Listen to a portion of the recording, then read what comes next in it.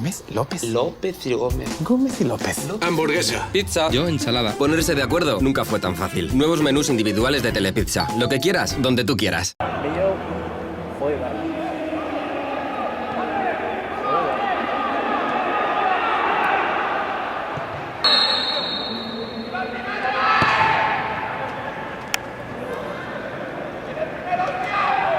han dado un carnet de esos.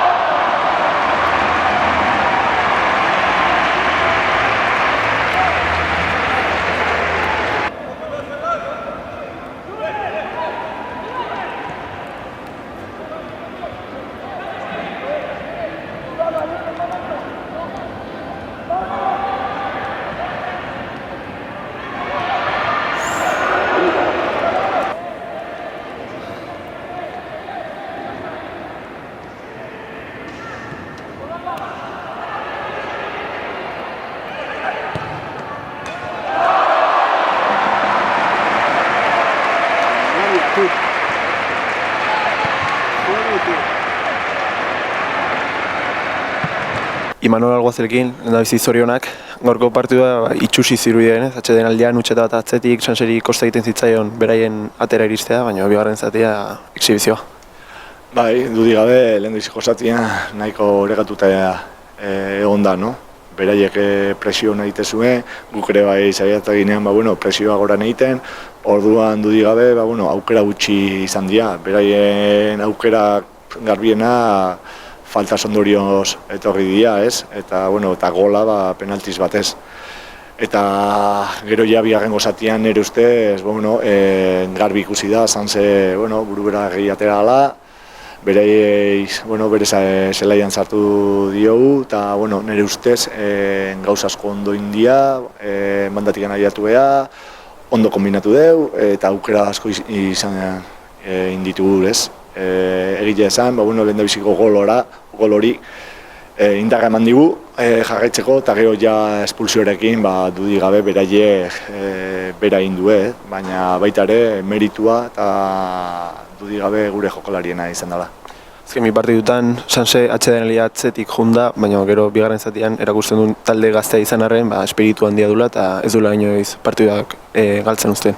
Bai, importantea, ez da lehendabiziko aldia, atzetik jartzea gala, eta hala ere, taldea buru belarri ateratzea, gogotsu eta buelta emateko intentzioarekin. Eta gaur ikusi dezue, lauta bat, baina morduak izan ditugu gehiago, igual beste beste pare bat osartzeko. Egia esan taldea jarraitu itegu, naiz eta atzetik joan emaitzan, eta hori de positiboa. Sanse dinamika honean dago momentu horretan, orain hurrengo astean Fuenlabraren aurka beste 3 puntuen bila, ezta? Bai, dudik gabe, jarraipena eman behar, aigean intentzio horrekin jarraitzea, eta genetik azken aldi honetan emaitza lagundu ditue, dudik gabe indarra emateu, astean zehar lan egiteko, eta dudik gabe Fuenlabrara joango gora, 3 puntua lortzeko ilusio horrek.